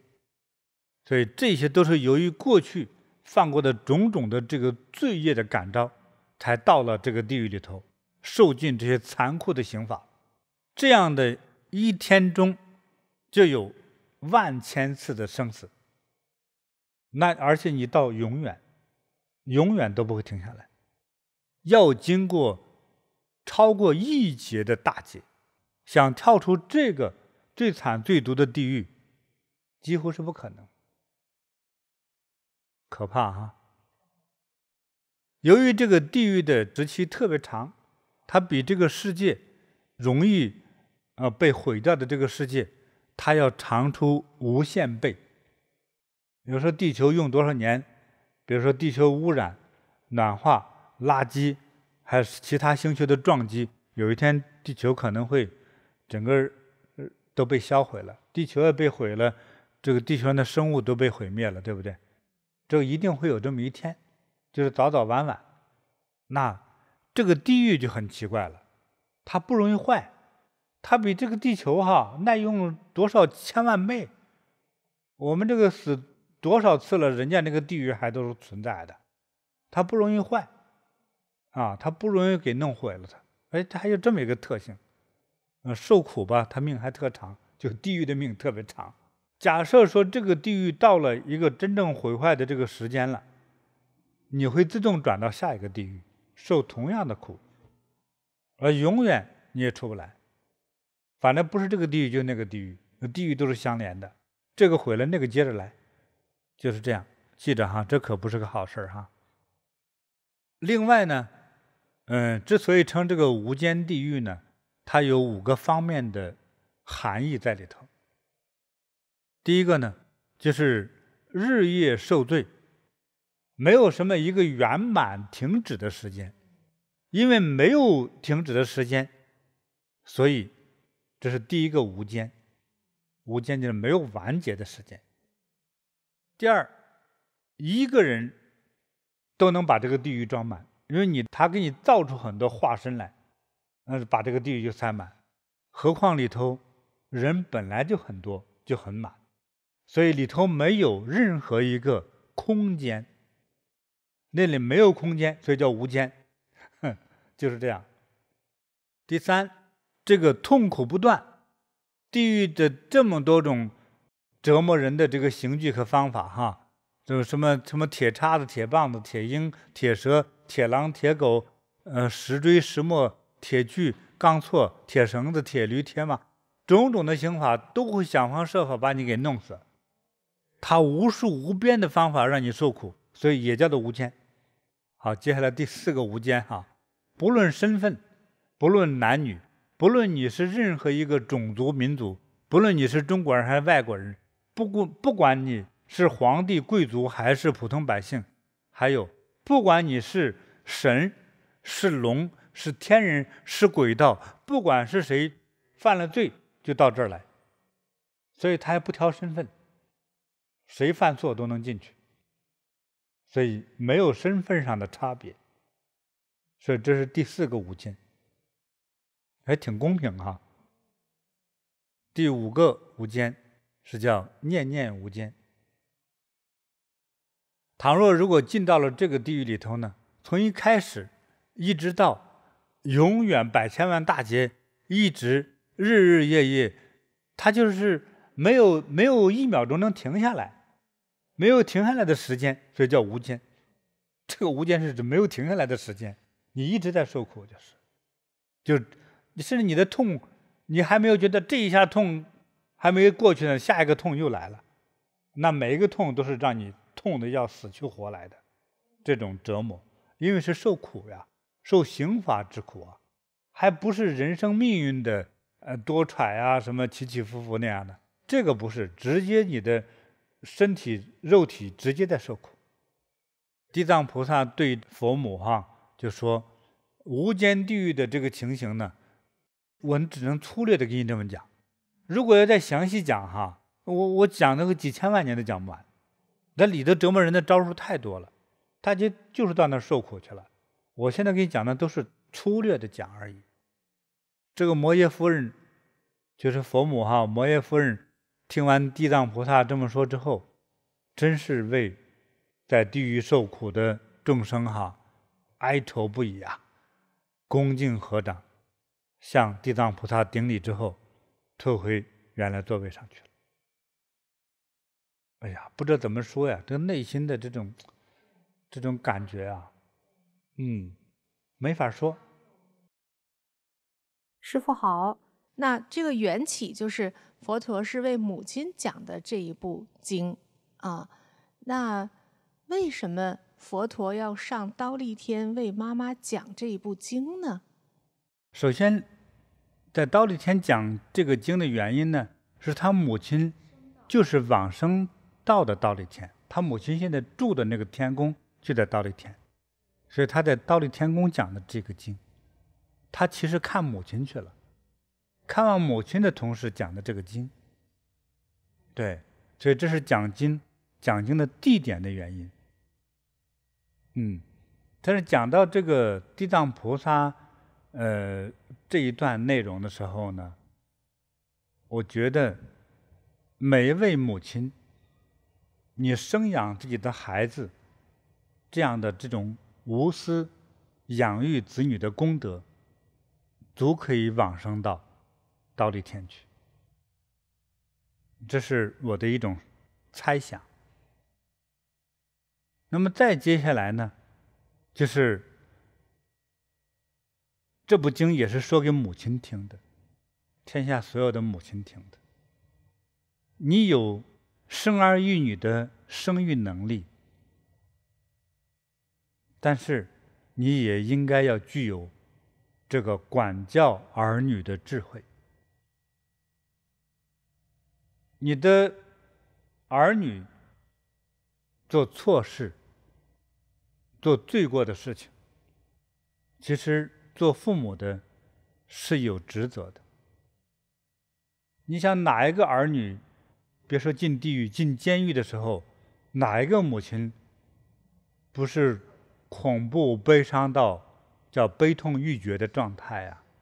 那母亲都疯了。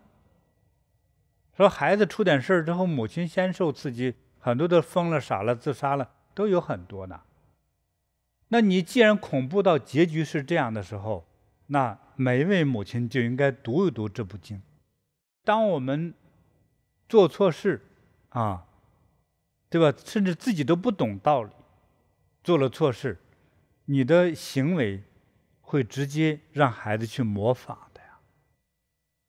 我们有个同学就跟我说，师父你看看你们河北老家的人这个女的做事不太正确，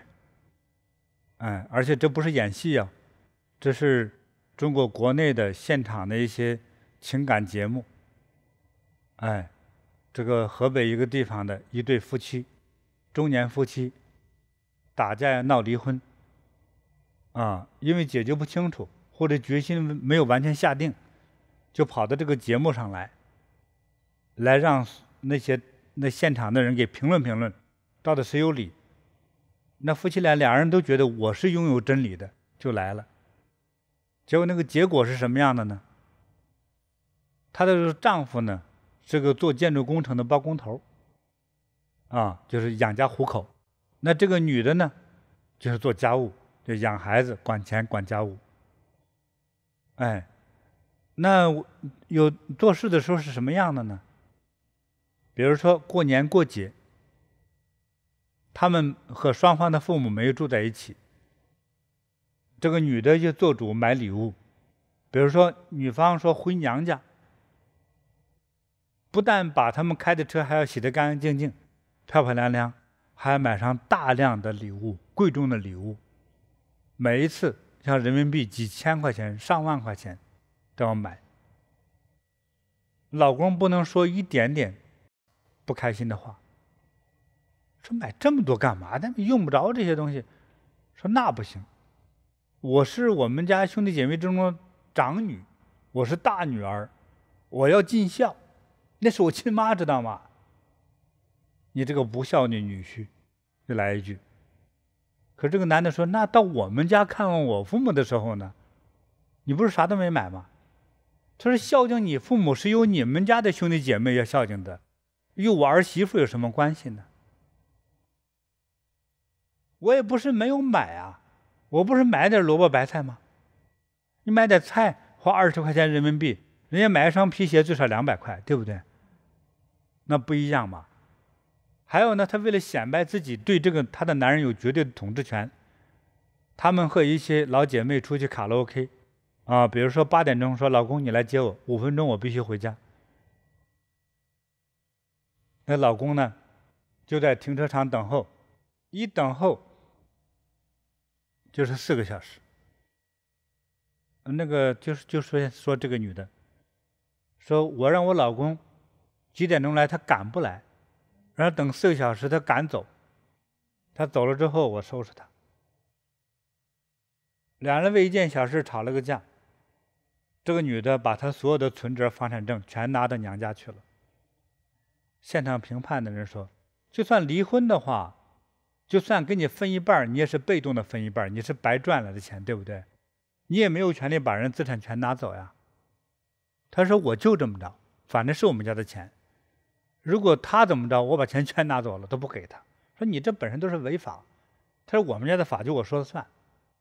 你们家的法可以说了算，这个男人可以怕你，可以容让你，但是你想他真的怕你吗？那个男人怕的到底是什么？他怕的是孩子没有家回了。我相信也是怕自己的父母亲生气、操心、失望，宁可这些苦让一个男人自己全承担了，眼泪往肚子里咽，也就默默的承受着呀。那他有没有儿女呢？他有女儿，有儿子，那将来他的媳妇会怎么对待他呢？说把他的钱全部给他烧光，完了之后把他赶出去，连进老人院的钱都没有，甚至是还遭毒打，甚至是还不敢告诉任何人。所以有很多的恶果是由不懂事的家长、父母自己就这么表现的。当有一天你的这些恶劣行为的表现成为表率，就教会了你的儿女，你的儿女将来惩罚你的时候你就知道了。所以在很多家庭之中，一家3代人老人没人管，完了之后小孙子去伺候给爷爷奶奶弄点鸡蛋弄点肉吃，否则这个老人都在那受虐待的，正常的饮食都不能供饱，更不要说儿媳妇。都是这样不懂事的。但是除了地狱等待之外，那么他的为母亲对他孩子教育的这个行为表率，有一天会无数倍的返还到他自己的身上，离死就不远了。所以给天下母亲应该读这部经啊。这么恐怖的地狱，你去到那儿经历的时候，大家觉得好可怜又受罪，对不对？但是你在犯事折磨别人的时候，他其可怜之人有其可恨之处啊。对，就是因为你不懂得最基本的人情世故和道理。你看后面这些罪过都是你不该做的，可是我们就做啊，这才叫做明知山有虎，偏向虎山行啊！明知地狱苦，我就往里闯，对吧？所以这是佛说给他的生母摩耶夫人的，其实也是说给天下有缘的一切众生的母亲的。所有的母亲都应该听一听，你的行为，你的所思所想所行，都会自然的影响和教化了你的儿女。除了行为上的教化，还有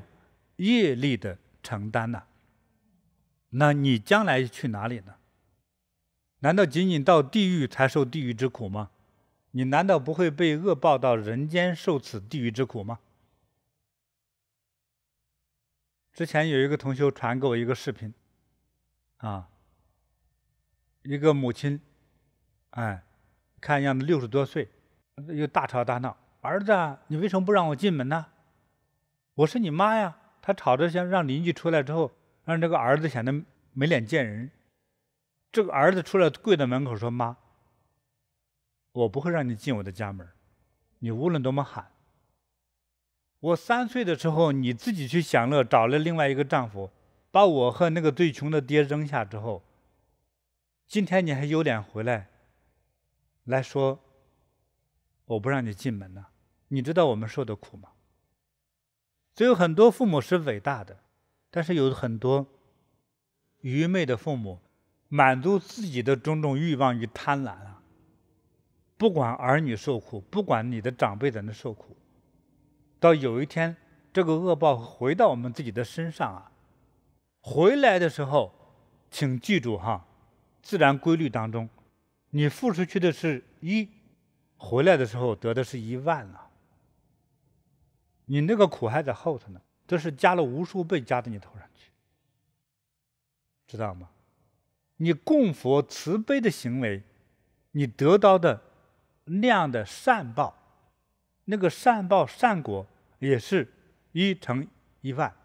恶果也是1乘1万，就是这样子，它会放大无限的倍。所以我们受苦的时候，你也别埋怨别人啊。所以你要自己要检点自己的行为。所以希望我们不光是母亲了，我们所有人都要自己想一想，我们应该怎么做人做事。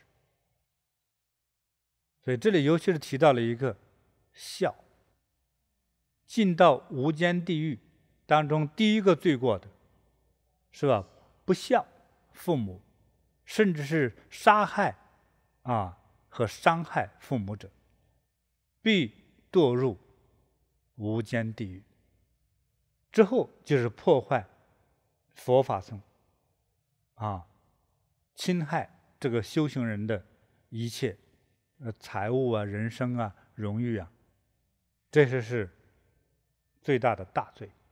请问师父，如果为无间地狱里的亲人念佛点灯，会有效吗？能不能解脱呀？也祈请师父来指点。我们先简单说一下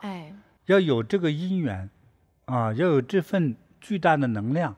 将你的祖先祖辈能够接引到极乐世界，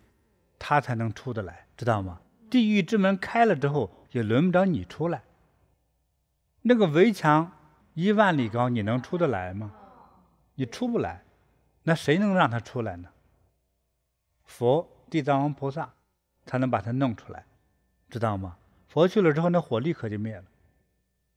接谁出来，就是这样子。那我们到底怎么执行呢？你可能没有佛的这个法力呀，怎么办呢？去供佛，在佛前点灯，来超荐自己的祖辈和亲人，还有的是婴灵，为他们超荐，还有为很多你世间不如意的人和亲人去点灯，让佛去关注他，关照他，对吧？比如说你个孩子不听话，孩子读书不专心，在佛菩萨前供灯，让佛给孩子智慧，是吧？孩子做事业那个不顺利，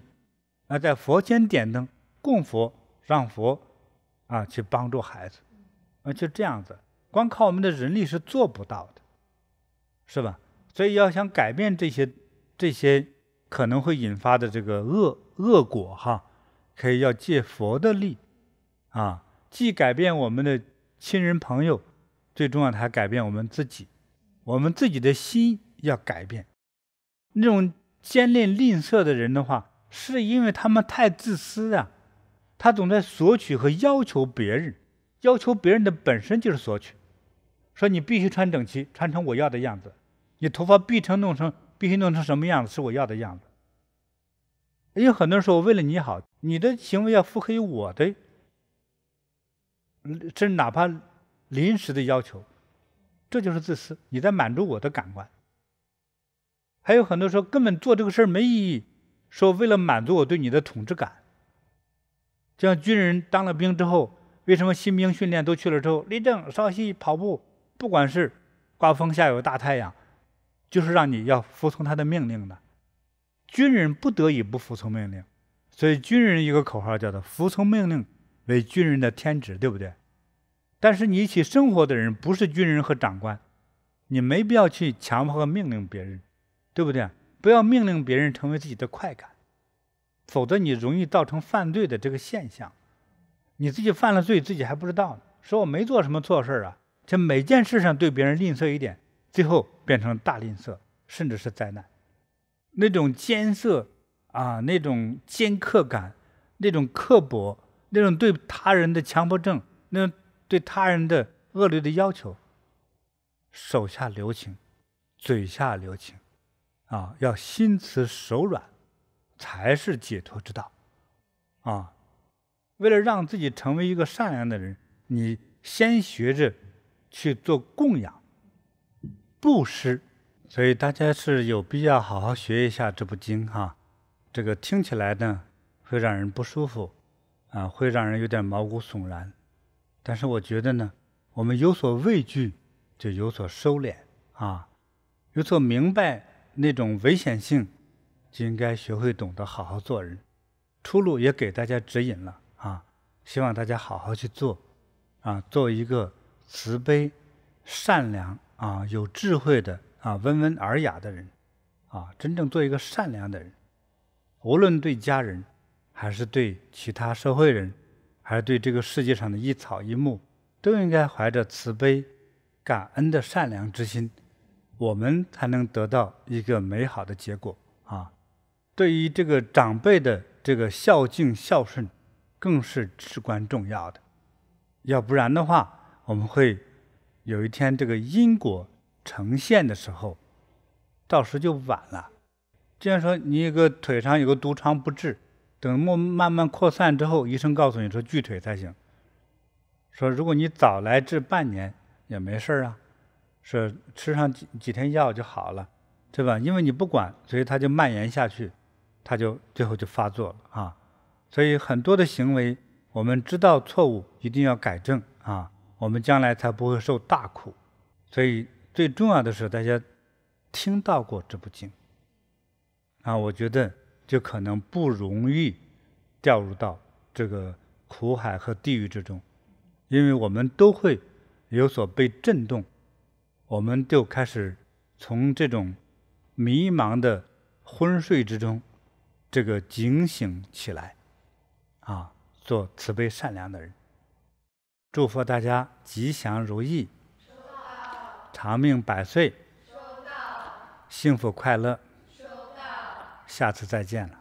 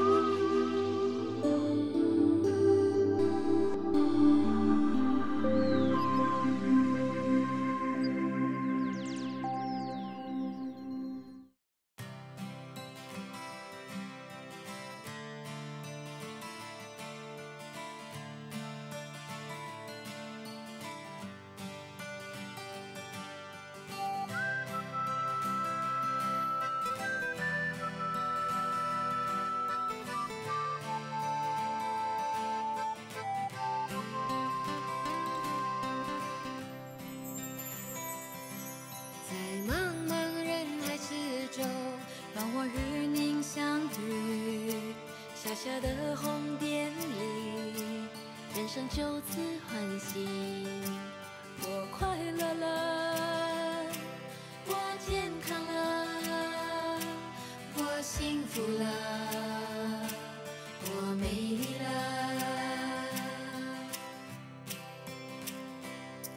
在茫茫人海之中，让我与你相遇。小小的红点里，人生变得神奇。我智慧了，我宽容了，我慈悲了，我自在了。因为有了你，生命变得更坚定，不忧忧无虑。因为有了你，日子不再有哭泣，不再有恐惧。我快乐了，我健康了，我幸福了，我美丽了。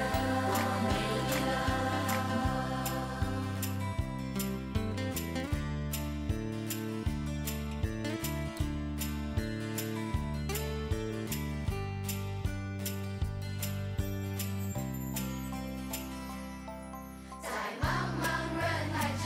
中，让我与你相遇。小小的红点里，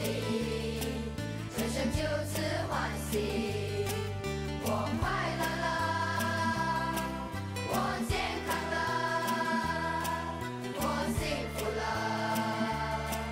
我美丽了。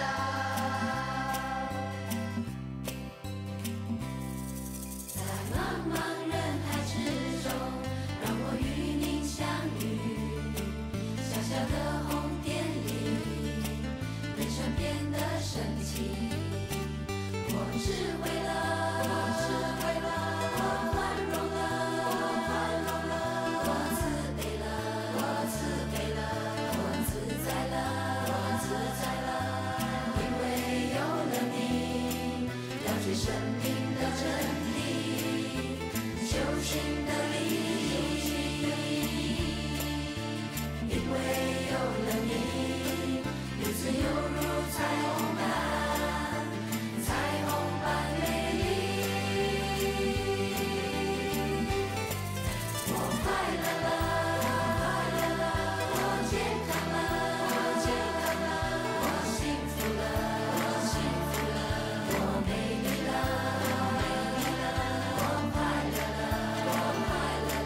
我美丽了，我幸福了，我美丽了。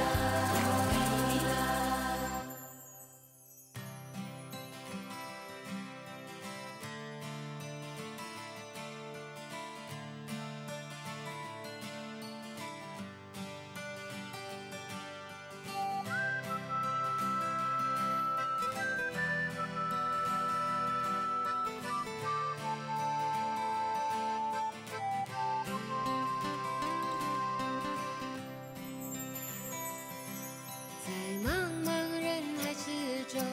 让我与您相遇。小小的红点里，人生就此欢喜。我快乐了，我健康了，我幸福了，我美丽了。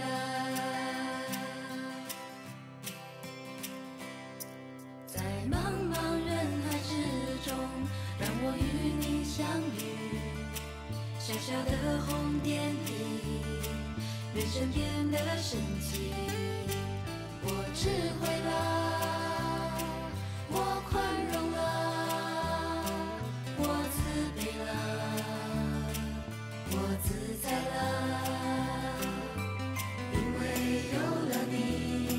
生命变得更坚定，不忧忧无虑。因为有了你，日子不再有哭泣，不再有恐惧。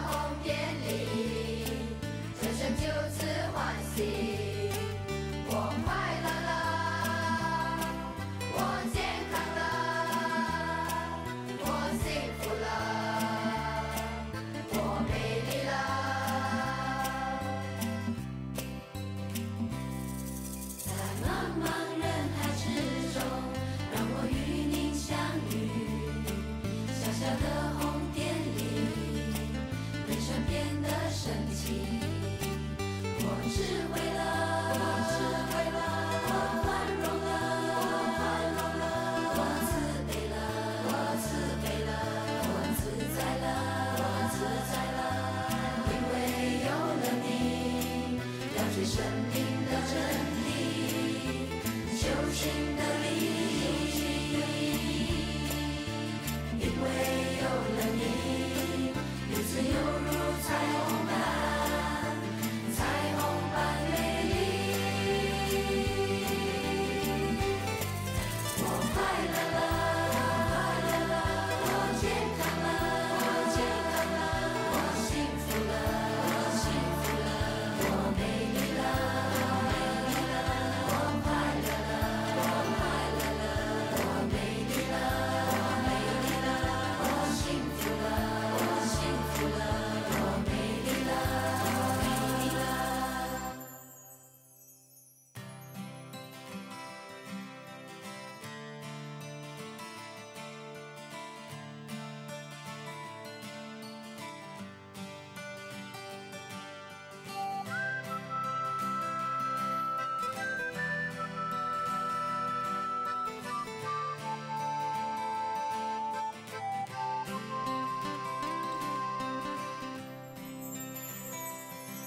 在茫茫人海之中，让我与您相遇。小小的红点里，人生就此欢喜。我快乐了，我健康了，我幸福了，我美丽了。